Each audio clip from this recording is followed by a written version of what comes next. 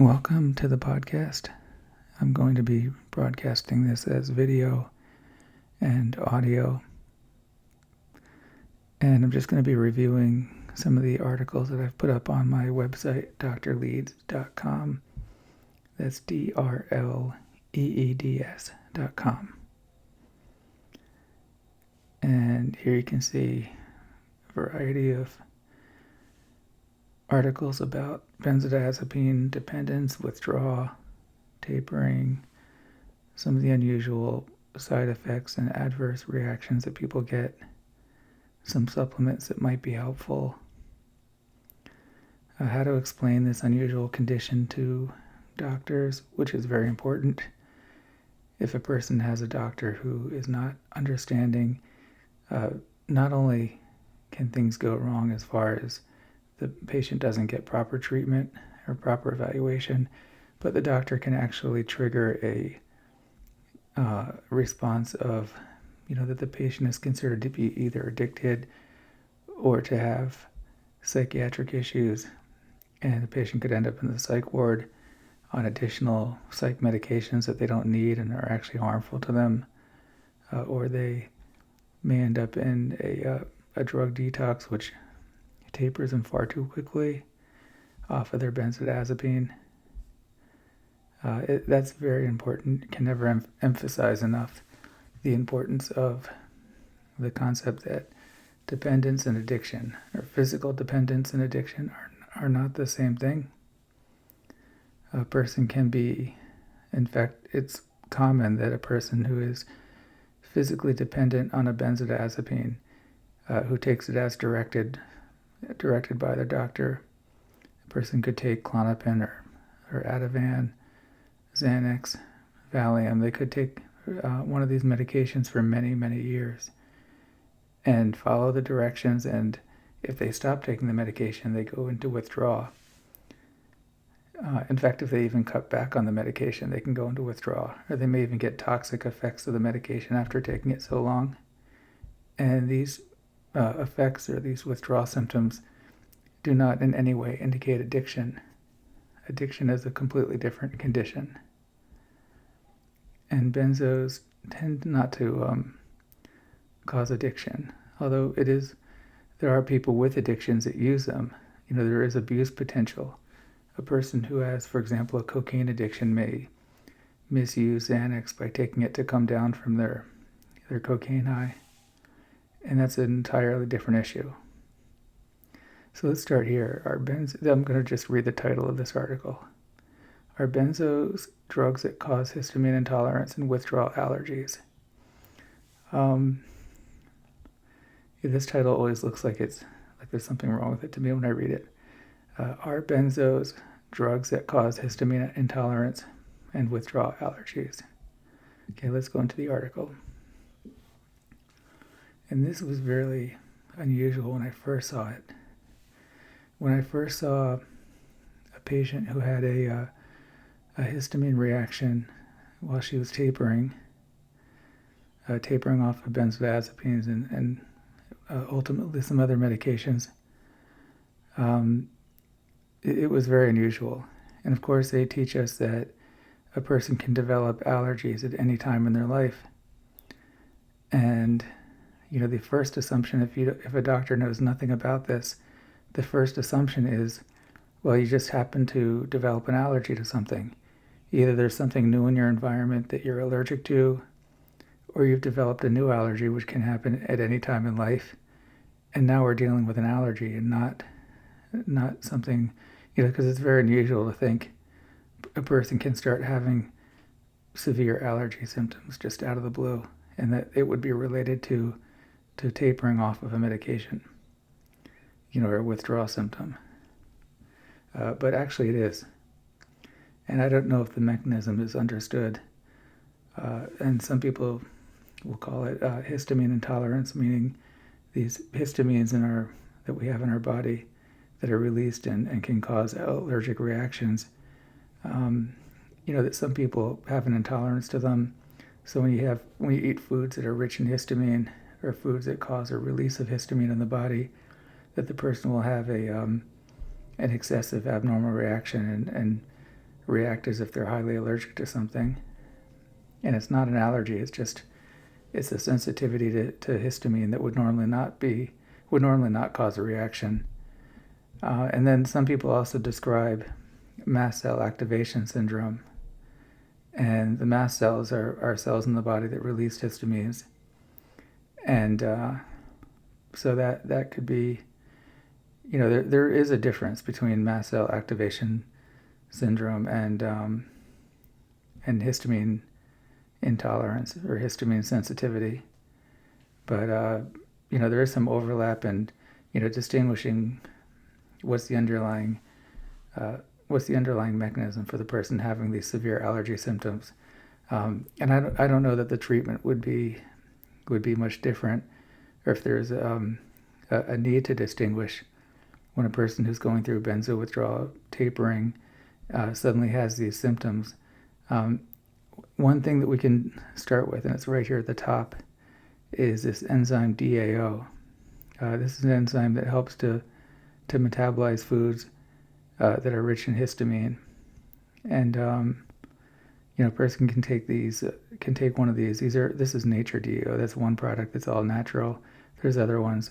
And you would take a DAO supplement or enzyme right before a meal. You can take it right before each meal, and that will help a little bit. It may not completely resolve the problem, but it will help, or it should help. Hopefully it'll help.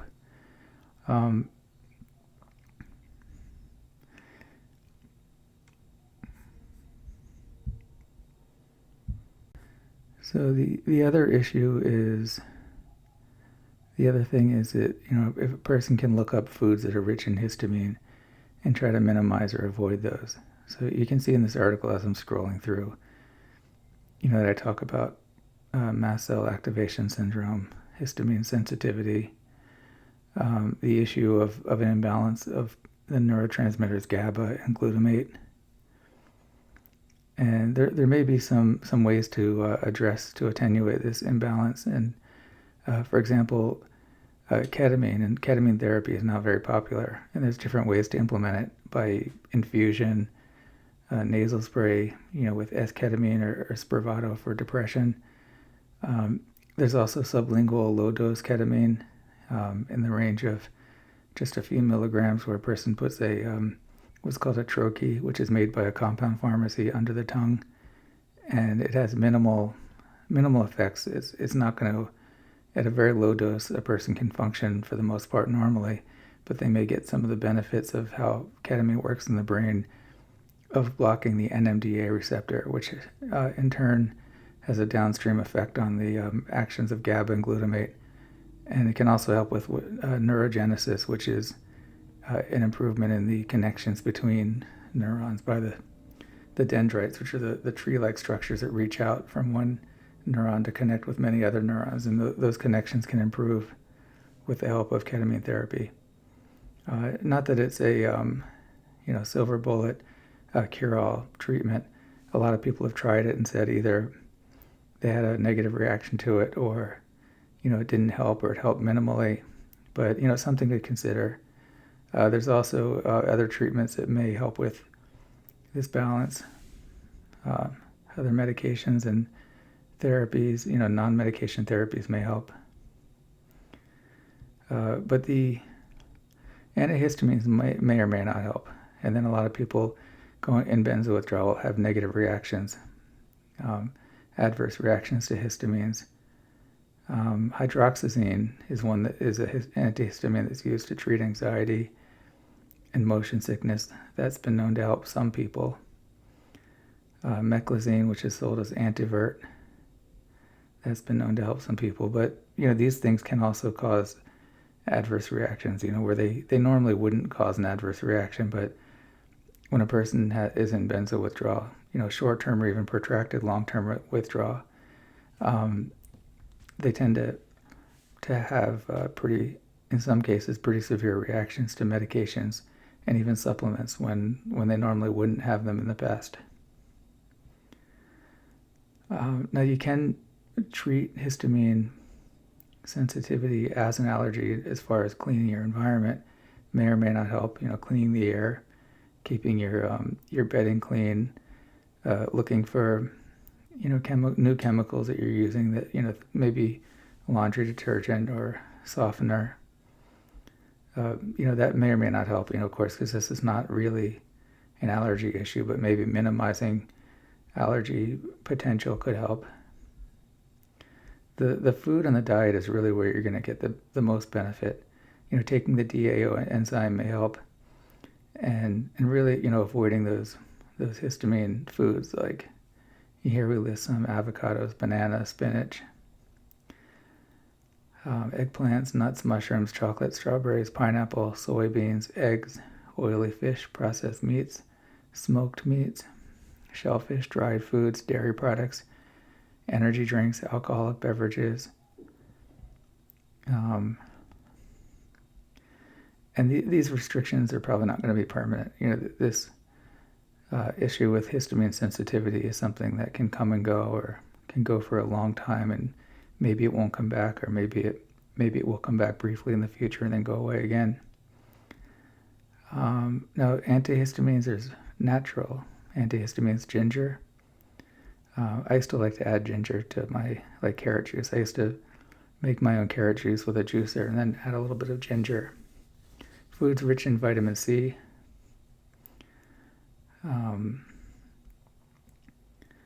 Here I gave credit to a couple of these naturopathic doctors who had some pretty good articles on the topic.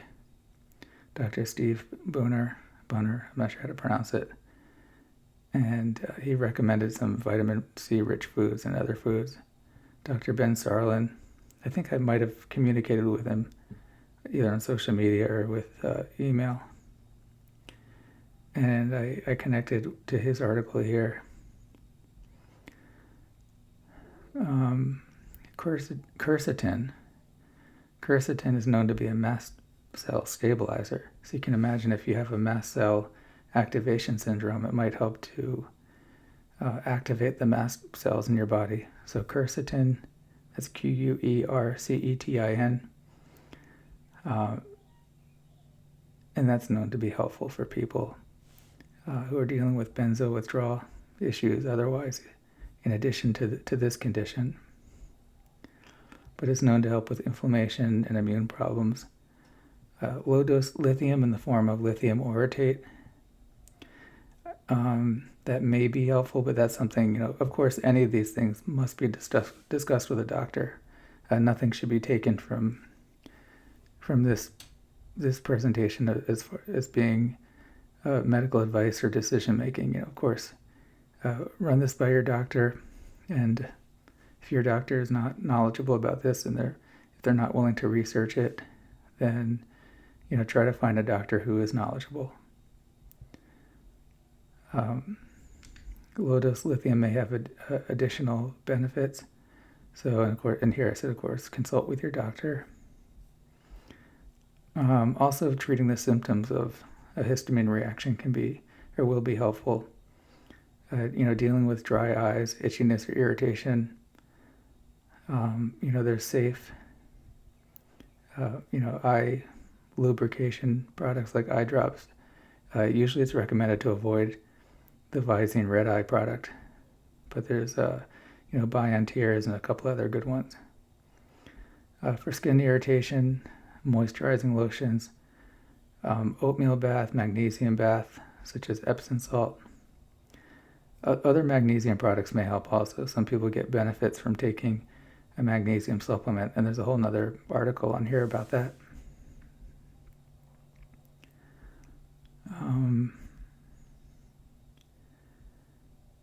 Can allergy symptoms be ignored? Well, you want to address it. You want to address it mainly by the dietary restrictions is going to be the main thing to help. Is allergy testing recommended? It's hard to say. What are the chances that you happen to be tapering off of a benzodiazepine and you're having all these withdrawal symptoms and suddenly you develop this histamine sensitivity? Might be worth doing some allergy testing, but that can be unpleasant. So, that's something you talk to your doctor about. Can it be a sign of tapering too quickly? Well, tapering too quickly can increase the risk of having excessive withdrawal symptoms, so possibly. But there's reasons why, in some cases, some patients will want to taper faster than others. If you're having toxic effects from your benzodiazepine, it is good to get out of the danger zone. And, maybe not the entire taper, but maybe the beginning of the taper should go a little faster until you minimize those toxic symptoms. And here I say that the tapering process is an imperfect art and science, which is true. There's no one-size-fits-all solution. Each case is different and has to be approached carefully and thoughtfully. So will the allergy symptoms from histamine sensitivity go away? In most cases, yes. Some people have it longer than others. And, it's a long-term healing process. It takes time for the brain to heal. About the food issues, it might also be a good idea to avoid foods that are processed. Of course, like foods that are high in processed carbohydrates. Minimizing carbohydrates and sugars may be helpful. A keto diet could help, but you may not have to go fully into a diet of ketosis of very low carbohydrates, because that's not easy to follow. And actually there's some foods that are used typically on a keto diet which would also be high in histamine, so you have to be extra careful there. But it also may help to look for foods that don't have toxic substances, like pesticides. And you may think like, okay, I'll go for the organic. But organic foods, organic produce, also they used pesticides. In fact, in some cases, they may be even more toxic than the pesticides used on conventional or non-organic products. So there's also the possibility of looking for a local farm or a local produce retailer who deals in produce and foods that not only are organic but have either minimal or no toxic pesticides or chemicals added. There's farms where people are farming now and using little to no pesticides at all. Keeping the food very, very clean. And, people can even grow fruits and vegetables in their own garden or in their own home, even with hydroponic growing, which I know can get expensive and complicated, but that may be something to look into.